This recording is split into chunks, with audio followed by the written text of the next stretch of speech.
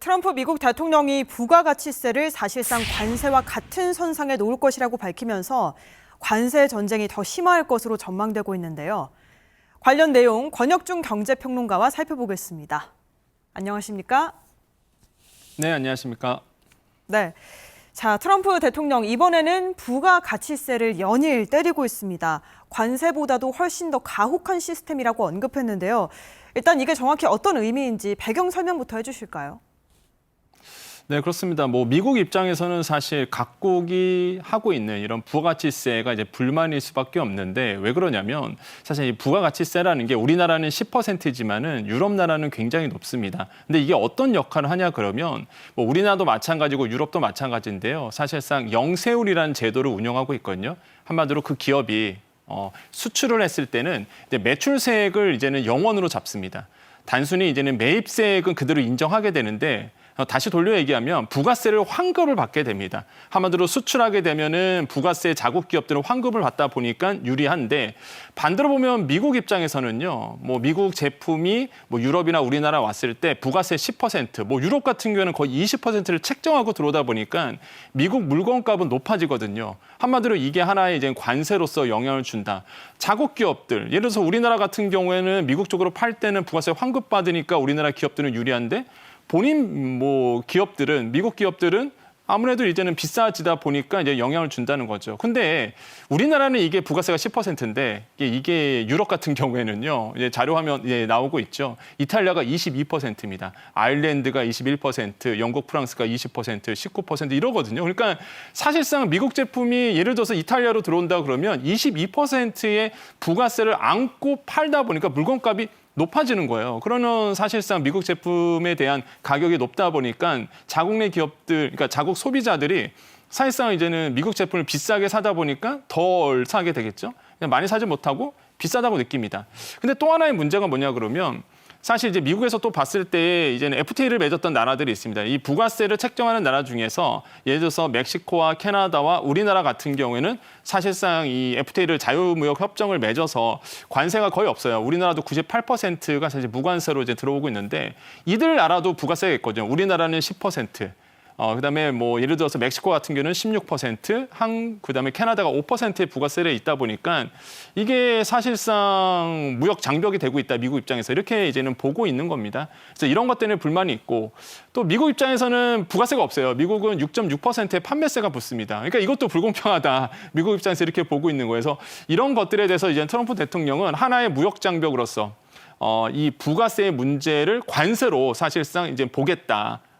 이런 점에서 이제 문제 제기를 하고 있다 이렇게 생각을 해봅니다.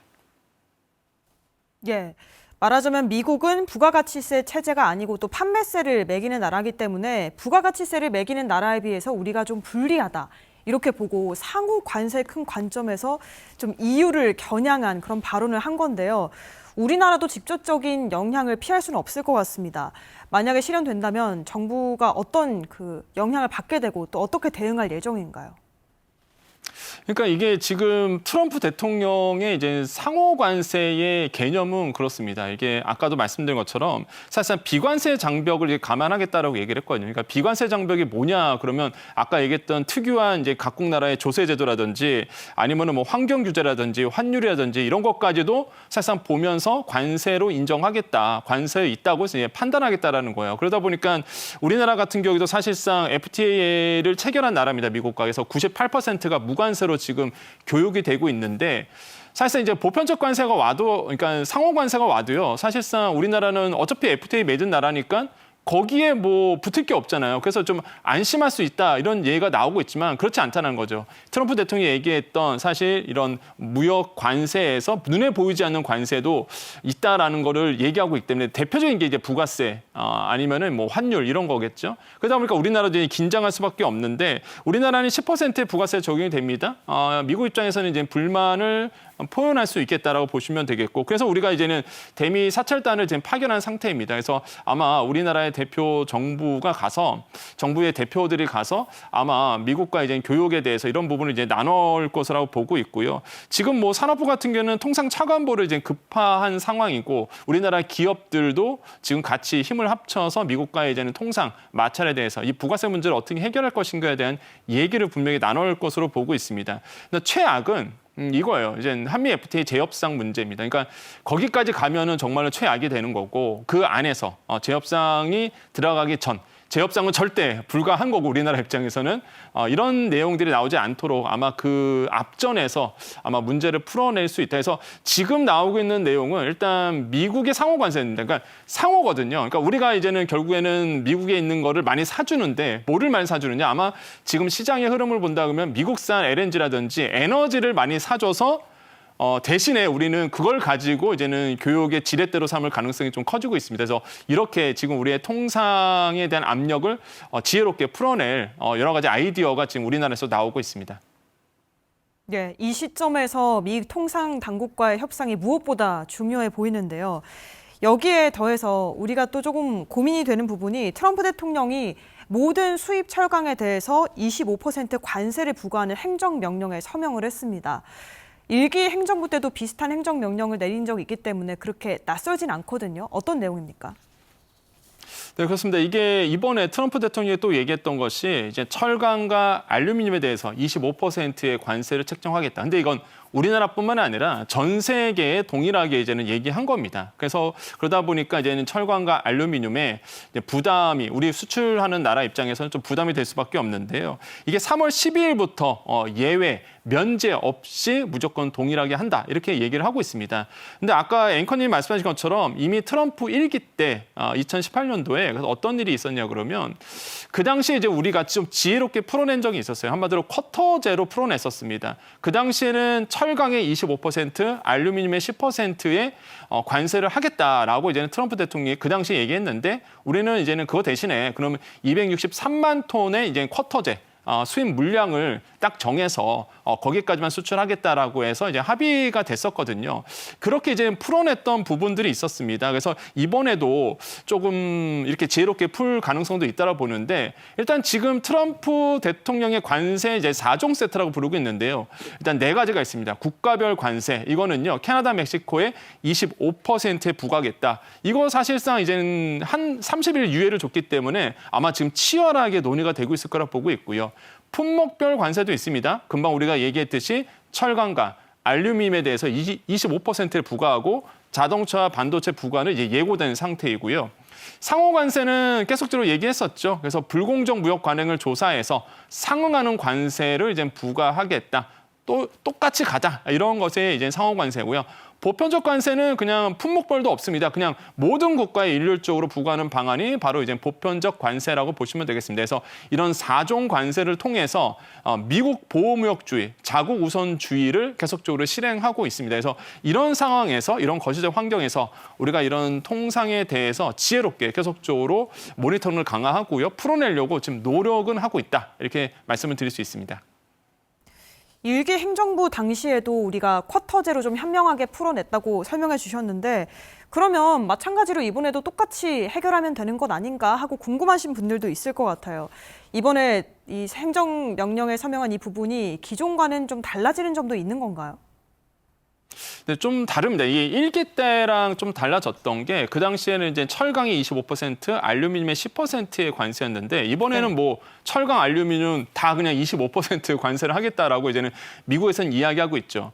근데 이제 우리가 1기 때로 한번 돌아가 보겠어요. 우리가 그 트럼프 대통령, 트럼프 첫 1기 때, 그 당시에 앵커님 말씀하신 것처럼 우리가 이제 쿼터제로 풀어냈었습니다. 그때 이제 263만 톤의 이제 쿼터제를 이제 묶었었거든요. 그래서 그 당시에 이제 그렇게 하면서 좀 풀어냈던 경험들을 가지고 있어요. 그래서 그 경험을 가지고 이번에도 이제는 뭐 예를 들어서 쿼터제를 조금 더 축소한다든지 이런 식으로 좀 풀어낼 가능성도 있고요. 아니면은 정말로 뭐 25%의 관세를 그대로 진행할 수 있는 부분도 있겠죠. 근데 이번에 이제는 트럼프 2기 때에 이제는 이 쿼터제의 문제가 그러니까 그런 거예요. 우리가 이제 쿼터제를 좀 줄이더라도 이 쿼터제를 유지하고 싶은 모양이 있었으나 지금 트럼프 대통령은 예외 없다. 그냥 쿼터제를 묶었던 나라들이 있습니다. 그 당시에 뭐 캐나다라든지 멕시코가 있었는데 우리나라도 마찬가지고요.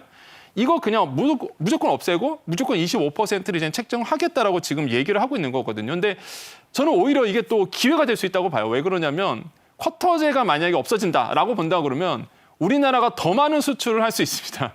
그러니까 가격 경쟁력이 좀 우리가 있거든요. 기술력도 있고. 그래서 오히려 이게 물론 이제는 부담이 될 수는 있어도 이게 막 너무 큰 악재도 아닐 수 있다. 뭐 시간이 흘러가면 알겠지만은 오히려 우리나라가 더 많은 철강을 수출할 수 있는 그런 기회의 요인으로도 작용할 수 있는 부분도 분명히 있을 거라고 좀 보고 있습니다. 그래서 지금 상황으로는 정부도 하고 있지만은 어떻게 이제 미국과의 이런 철강과 알루미늄에 대한 이 수출에 대해서 통상 문제를 잘 해결하느냐 이거에 대해서 시기적절하게 아마 정부가 판단하지 않을까라고 보고 있습니다. 예, 일단 우리에게 미칠 영향은 좀 살펴보더라도 당장 트럼프 대통령이 이렇게 엄격하게 어떻게 보면 다른 나라 입장에선 좀 살벌하게 관세 전쟁에 나서고 있는 모습인데요. 이런 철강 관세 일괄 부과 조치가 어떤 의도가 있다고 보십니까? 일단 자국무역주의죠. 사실 자국 보호무역주의라고 보시면 되겠는데 이제 자국의 이제는 제조업을 살리기 위해서 사실상 이렇게 관세 전쟁을 몰고 가고 있다. 이렇게 보시면 되겠습니다. 이미 아시겠지만 마가라고 보통 그러잖아요. 그래서 이제는 다시 미국을 위대하게 만들겠다라는 사실상 트럼프 대통령의 이제 철학 아니면 캐치프라이즈라고 보시면 되겠고요. 또한 이번에 철강과 알루미늄을 건드렸던 이유는요. 이제 철강과 알루미늄을 국가 안보 측면에서 지금 미국은 바라보고 있습니다. 그래서 이제 국가 안보를 위해서라도 이 철강 산업을 지켜야 된다라는 이제는 그런 숙제를 트럼프 대통령이 안고 있고 그러기 위해서 이제 관세 카드를 이제 꺼내 들었다라고 보시면 되겠고요. 지금 그러다 보니까 미국 철강 업체들이 즉각적인 수혜를 받고 있어요. 물론 관세에 대해서 얘기한 그날 바로 뭐 미국 철강의 주가들은 이제 상승을 했던 부분이 있었는데요.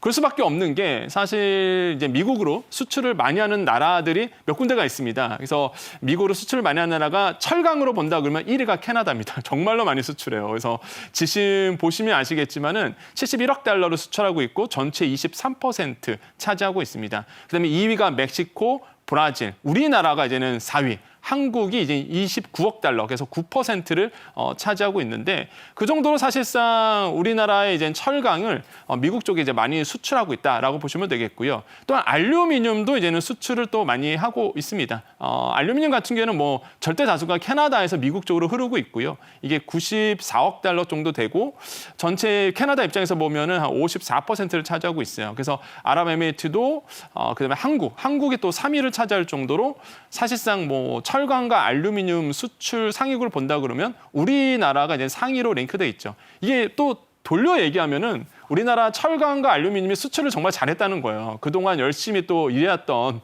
이런 어떤 차트로도 보듯이 정말로 잘 해왔는데 이거에 대해서 이제는 관세를 책정한다 보니 당연히 이제 철강과 이런 알루미늄 업체에서는 뭐 발등에 불이 떨어진 상태라고 이제 보시면 되겠습니다. 일단은 당연히 미국 기업들, 미국의 철강 산업 업계는 반기는 소식일 테고 또 당장 수혜를 얻을 텐데요. 반면에 뭐 수입 철강을 이용하는 미국의 국내 산업이라던가 여러 가지 다른 산업들은 또 셈법이 다를 수가 있습니다. 긍정적인 효과만 가져오는 건 아니겠죠? 근데 미국도 알고 있어요. 만약에 외국에서 들어오는 철강 가격에 이제는 관세가 붙고 가격이 높아진다 그러면 당연히 자국 제조업에 대한 원가 부담이 높아질 수밖에 없습니다. 그럼 그게 고스란히 이제 소비자로 전가될 수밖에 없기 때문에 아마 이번에 철강의 25%, 알루미늄의 20% 관세는 아마 다른 이제 무역 통상을 위한 지렛대 역할을 할 가능성도 있어요. 미국 입장에서. 그래서 이런 것들이 중요하다 보니까 이제는 우리나라가 대표단을 파견해서 협상을 갖는 거겠죠. 그래서 그들의 의도를 잘 파악하는 게 이제 중요할 수 있겠고요. 결국에는 아까 말씀드린 것처럼 미국 소비자의 부담으로 증가될 수밖에 없는 부분이 있습니다. 그러면 결국에는 물가가 높아지게 되고요. 미국 미국의 지금 이제는 인플레이션에 대한 얘기가 계속 나오고 있는 이유도 바로 이런 이유라고 보시면 되겠고 결국에는 미국 내 이제 제조업이 오히려 더 악화될 가능성도 있다라고 보시면 돼요. 최근에 나온 이제 통계인데 만약에 멕시코와 그다음에 캐나다에 정말로 뭐 25%의 관세를 책정한다 그러면 미국 자동차의 그 가격이 신차가 한 12% 이상 가격이 상승할 수 있다 이런 통계도 좀 나오고 있습니다. 그 정도로 미국 소비자 입장에서는 더 많은 돈을 주고 사실상 이제 자동차를 사야 되는 부분도 있어요. 그러다 보니 아마 미국도 알고 있기 때문에 이런 부분에 대해서 아마 충분히 이게 우리나라, 뭐 다른 나라도 마찬가지겠지만 협상으로서 풀어낼 가능성도 있다. 미국도 이제 소비 진작이 되지 않기 때문에 그렇거든요. 그래서 이런 것들을 우리가 좀 지혜롭게 응용을 해야 되겠다라고 생각을 해봅니다. 예, 그럼 관련해서 우리 경제에 미칠 영향력을 좀 생각해 보면요. 앞서 평론가님께서 그렇게 악재만은 아닐 수도 있다, 기회가 될 수 있다고 말씀해 주셨지만 일단 당장의 수출 경쟁력에는 좀 타격이 있는 거 아닌가 싶거든요. 어떻게 보십니까?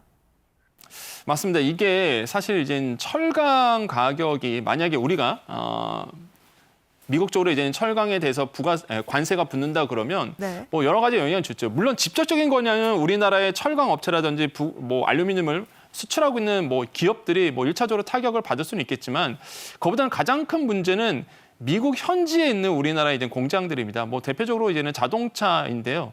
현대자동차 같은 경우에는 우리나라의 현대자동차라든지 우리나라의 그 철강 제품을 수입을 해갖고 현지에서 자동차를 만들어서 이제 판다는 거죠. 근데 만약에 뭐 철강 가격에 관세가 붙는다, 25% 관세가 붙으면 당연히 수입하는 철강 가격이 높아지겠죠. 그러면 현대자동차 입장에서는 자동차 가격을 또 높일 수밖에 없고 그러면 뭐 가격 경쟁력에서 밀릴 수밖에 없는 부분이 있습니다. 그래서 이런 부분들이 연달아서 도미노처럼 영향을 주다 보니까 이 철강과 알루미늄 관세가 우리에게 좀 크게 다가올 수밖에 없다라고 좀 보시면 되겠고요. 그래서 사실 이렇게 본다 그러면 대미 철강 수출량 추이를 좀 같이 좀 보시면 좋을 것 같아요. 우리나라가 지금 아까 이제 쿼터제라고 말씀드렸잖아요. 263만 톤에 대해서 이제는 쿼터제로 이제는 묶고 있는데 그러다 보니까 우리나라가 계속적으로 1기 때 그때 트럼프 대통령과 협의를 한 다음부터는 263만 톤 이하로 계속적으로 사실 수출이 됐었습니다. 딱 보면 아시죠? 여기 보시면 18년도에 협의를 갖고 나서요. 그 이후부터 이 쿼터제로 인해서 거의 263만 톤 언저리에서 계속적으로 이제 움직여 왔거든요. 그래서 요 정도 물량만 우리가 계속적으로 수출을 했다라는 거죠. 그래서 이런 부분에서 우리가 볼 필요가 있겠다. 근데 아까도 말씀드린 것처럼 만약에 저 커터제가 풀리고 커터제가 많이 없어진다 그러면 뭐 많은 분들이 걱정하는 것처럼 물론 단기적으로 걱정할 수는 있겠지만 오히려 저는 우리 철강 기업에 뭐 기회 요인도 되지 않을까. 왜냐면 더 많은 물량을 또 수출하면 되니까. 그래서 이런 부분도 아마 요인으로서 이제 작용할 수 있다라고 보는데 일차적으로는 그래도 일단은 뭐 관세가 붙다 보니까 가격 경쟁력을 잃어버릴 것이고 이런 점에서는 단기적으로는 영향을 받을 수 있다. 또 하나가 아까 말씀드린 것처럼 자동차 얘기를 해드렸는데 또 변압기도 그렇습니다. 우리가 그 K 그리드 산업이라고 해서 또 변압기를 또 미국 쪽에 굉장히 많이 팔았거든요. 근데 이제는 마찬가지로 변압기 가격도 철강을 사용하다 보니까 철강 가격이 높아지면 현지에 있는 우리나라의 그 변압기 공장들이 이제는 좀 원가에서 부담을 느낄 수 있는 부분 이런 점들은 조금 영향을 받을 수 있다. 그래서 이런 어떤 단기적인 요인과 장기적인 요인으로 좀 나눠봐서 생각할 필요가 있다고 생각을 해봅니다. 네. 그러면 이번 관세와 관련해서 여러 가지 대응 방안 중에는 미국을 대체할 수 있는 시장을 찾는 것도 방안 중 하나가 될 수 있을 텐데요. 근데 당장에는 좀 어려움이 있다고 하던데 왜 그런 걸까요? 네, 그렇습니다. 이게 그렇잖아요. 항상 우리가 수출이 막힌다. 그러면 사실 대체 나라를 찾아서 네. 우리나라의 철강을 사줄 수 있는 나라를 찾으면 좋을 텐데 근데 문제가 그렇게 쉽지만은 않습니다. 왜 그러냐면 우리가 이제는 사실 철강 수출 금액을 본다 그러면 미국이 굉장히 높아요. 사실 지금 본다 그러면 한 43억 달러 정도가 되고 있고요. 전체의 한 13%를 차지하고 있는 것이 바로 미국입니다. 그래서 우리나라의 철강 수출액의 많은 부분을 차지하고 있는 게 미국이고 그다음에 일본이에요. 그다음에 중국이고 인도, 멕시코, 베트남, 대만 순으로 사실상 우리가 철강 수출을 하고 있습니다. 그래프 보시면 아시겠지만 미국이 가장 1위로서 우리나라 철강 수출의 가장 큰 비중을 차지하다 보니까 여기에 이제 관세가 책정이 되면은 당연히 이제는 우리가 분리해 줄 수밖에 없다라고 좀 생각을 해보겠습니다. 그러면 이제 다른 나라를 우리가 찾아갈 수도 있잖아요, 사실상. 미국이 막히면 다른 나라에다 수출하면 되는데 문제가 중국입니다. 이제 중국이 월간 워낙 그 철강 가격을 말 그대로 이제는 할인을 많이 하고 그다음에 밀어내기 물량이 많아요. 왜냐하면 자국 내 경기가 안 좋다 보니까 건설 경기가 완전히 중국이 죽었거든요. 그러다 보니까 자국 내 철강이 소비가 안 됩니다. 이거 물량을 전 세계적으로 지금 밀어내게 하면서 뭐 완전 덤핑이죠. 가격을 정말로 낮춰놨거든요. 우리가 만약에 동남아라든지 다른 나라에 팔고 싶어도 중국의 낮은 가격의 철강 제품이 이미 있기 때문에 가격 경쟁에서 밀릴 수밖에 없어요. 일단 미국이 좋은 게 사실상 미국은 중국을 견제하다 보니까 중국 철강 잘 쓰질 않거든요. 그래서 이제는 우리나라 제품이 많이 들어간 건데 그러다 보니까 이게 조금 부담이 되는 부분이 있어요. 미국이 만약에 관세가 붙으면 여기에 대체할 수 있는 나라를 찾기가 좀 어려운 부분이 있습니다. 그래서 이런 부분들이 지금 뭐 우리 철강 업체의 숙제로 지금 안겨져 있다 이렇게 판단해 봅니다.